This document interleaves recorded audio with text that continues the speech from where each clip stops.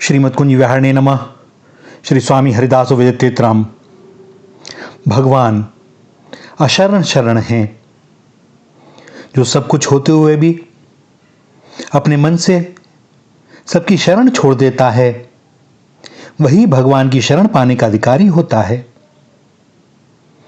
जब तक व्यक्ति धन, जन, प्रभुत्व, विद्या, बुद्धि, साधन, पुरुषार्थ, कर्म, योग, ज्ञान, मनुष्य, यक्ष, देवता आदि का आश्रय लिए रहता है, तब तक भगवान का अन्याश्रय नहीं होता। क्योंकि वह कभी भगवान की प्रार्थना करता है तो कभी अन्य किसी देवता को मनाता है, कभी दान पुण्य के फल से परम सुख पाना चाहता है, कभी सिद्धियों के चमत्कार से आनंद लेना चाहता है और कभी साधन के बल पर भवसागर से तरना चाहता है। इन अवस्थाओं में वह भगवान से भी उतना ही आश्रय ले पाता है जितना वह उनसे चाहता है। परंतु जब वह सबका आश्रय छोड़कर एकमात्र भगवान पर निर्भर हो जाता है, तब भगवान भी उस अनन्य आश्रयी भक्त की सारी जिम्मेवारी अपने ऊपर ले लेते हैं। संसार का भरोसा रखने वाले लोग न तो इस स्थिति के सुख का अनुमान कर सकते हैं और न ऐसा बनना ही चाहते हैं। इसी से वे बार बार एक दुख के बाद दूसरे दुख से पीड़ित होते हैं, विविध प्रकार के तापों में जलते रहते हैं। वे लोग भगवान को अशरण शरण और दीनबंधु तो कहते हैं, परंतु स्वयं संसार की शरण छोड़कर अशरण होना और अभिमान त्याग कर दीन होना नहीं चाहते। गीता में भगवान ने अपने श्रीमुख से स्थान स्थान पर इसी अनन्याश्रयता पर जोर दिया है और अनन्याश्रयी अशरण भक्त को शरण देकर उसका योगक्षेम स्वयं वहन करने और उसे सर्व पापों से मुक्त कर प्रेम प्रदान करने और भवसागर से अतिशीघ्र तारने की उन्होंने प्रतिज्ञाएं की हैं। तन में, मन में, बुद्धि में दूसरे के लिए स्थान होना ही नहीं चाहिए। जो स्त्री अपने प्रेम का जरा सा भी भाग पति बुद्धि से किसी दूसरे को देती है, वह व्यभिचारिणी है। अव्यभिचारिणी तो वह है जिसके पति प्रेम का पूरा अधिकारी एकमात्र उसका पति ही है। इसी प्रकार जो अपने एकमात्र स्वामी भगवान के अतिरिक्त अन्य किसी आश्रय से सुख चाहता है और वह भगवान का भक्त भी बनना चाहता है, उसकी भक्ति व्यभिचारिणी है। कबीरदास जी कहते हैं, कबीरा काजर रेख भी अब तो दई ना जाए, नैनन प्रीतम रम रहा दूजा कहाँ समाए। भैया, आंखों में काजल की रेख तक लगाने की गुंजाइश नहीं रहती, क्योंकि उनमें तो सर्वत्र एकमात्र प्रीतम ही रम रहा है। अब दूसरे के लिए कोई स्थान बचा ही नहीं। जब स्थूल आंख की यह गति होती है, तब मन के लिए तो कहना ही क्या। इसीलिए भगवान के प्रेमी भक्त मोक्ष भी नहीं चाहते, क्योंकि यदि वे मोक्ष चाहें तो उनकी शरणागति में व्यभिचार हो जाएगा। वे पूरे अशरण शरण ना हुए, और अशरण शरण हुए बिना भगवान की शरण का अधिकार नहीं मिल सकता। भगवान ने भी तो स्पष्ट कहा है, सर्वधर्मान परित्यज्य मामेकम शरणम व्रज। सब धर्मों को यानी सब प्रकार के कर्मों के आश्रय को त्याग कर केवल एक मेरी शरण में आ जा। और ऐसे शरण प्राप्त भक्त त्रिभुवन का साम्राज्य वैभव मिलने पर भी आधे क्षण के लिए भी भगवान को भूलना नहीं चाहते, क्योंकि उन्हें एकमात्र भगवान के सिवा अन्य किसी के आश्रय से कोई सुख मिलता ही नहीं। और यही सत्य भी है। जो स्वयं विनाशी है, वह विनाशी पूर्ण सुख कैसे दे सकता है। जगत की सारी वस्तुएं विनाशी हैं, सारे साधन साध्य की प्राप्ति होने पर नष्ट हो जाते हैं, फिर उनसे कभी न नष्ट होने वाली स्थिति मिलेगी कैसे। जो स्वयं अधूरा है, वह दूसरे को कैसे पूरा बनावेगा। फिर बुद्धिमान पुरुष को ऐसे पदार्थों का आश्रय क्यों ग्रहण करना चाहिए। और इसीलिए तो मीरा एक तारा लेकर गा उठी थी, ऐसे बर को क्या बरूं जो जन्मे और मर जाए, बर बरिए एक सांवरो मेरो चुड़लो अमर हो जाए। सदा सुहागिन तो वही रह सकती है जिसका स्वामी अमर हो, और अमर कौन है। अमर एकमात्र भगवान है। इसलिए उन्हीं को पति रूप में वर्ण कर जीव रूप स्त्री सदा के लिए सौभाग्यवती हो सकती है। इन विषयों का स्वाद कितने दिन का।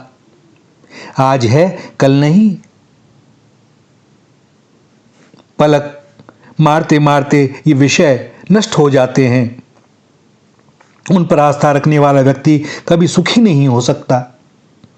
इसलिए इनका आश्रय त्याग कर एकमात्र उन भगवान का आश्रय ग्रहण करना चाहिए जो नित्य, अचल, ध्रुव, सनातन और परमानंद रूप हैं। और वह आश्रय दूसरे सारे आश्रयों को छोड़ने से ही मिल सकता है। जिस किसी ने भी संसार का आश्रय छोड़कर भगवान की शरण चाही, उसी के मस्तक पर भगवान ने अपना अभय हस्त रख दिया और फिर वह सदा के लिए निश्चिंत हो जाता है, मौज में आ जाता है, मस्त हो जाता है। अशरण शरण भगवान की गोद में पहुंचकर धन्य हो जाता है। अब चाहे यह सृष्टि बदल जाए, उसको कोई सुख दुख नहीं होता। वह द्वंद्वातीत और नित्य आनंद में हो जाता है। ऐसा भक्त भगवान की शरण पाकर तदनुरूप हो जाता है। उसमें और उसके स्वामी में कोई भेद नहीं रहता, कोई अंतर नहीं रहता। स्वामी का गोत्र ही सेवक का गोत्र होता है और स्वामी की सत्ता ही सेवक की सत्ता होती है। गोस्वामी जी महाराज कहते हैं, मेरे जाति पाति न चहो, काहू की जाति पाति। मेरे को काम को न हो, काहू के काम को। लोक परलोक रघुनाथ ही के हाथ सब। भारी है भरोसा तुलसी के एक नाम को। अति ही अयाने उपखाने नहीं बूझें लोग। मालिक को गोत, गोत होते है गुलाम को। साधु के असाधु, के भलो के पोच। सोच कहा, का काहू के द्वार परों। जो हो सो हो राम को। भैया अनन्यता, एक का ही आश्रय। समस्या हमारी यही है, भगवान का नाम लेते हैं, दौड़ने की चेष्टा करते हैं, इधर उधर भागते हैं, खोजने की चेष्टा करते हैं और फिर कहते हैं अभी तक वह हमें मिले नहीं। मिले कैसे भैया? आश्रय तो तुम्हें संसार का ले रखा है, अपने स्वजनों पर तुम्हें भारी भरोसा है, अपने धन बल पर भरोसा है, अपनी सामर्थ्य पर भरोसा है, अपनी देह की शक्ति पर भरोसा है, अपने संबंधों पर भरोसा है।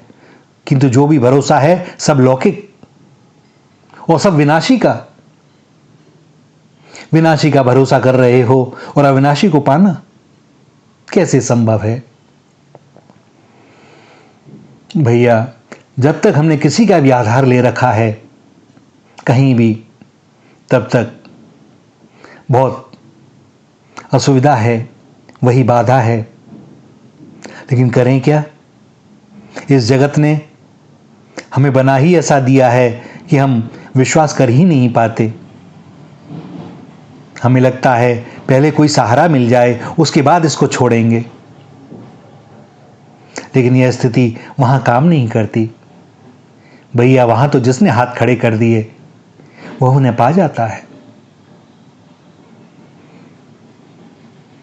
तो बस देखें, इस सृष्टि में एक उनके सिवा कोई है नहीं।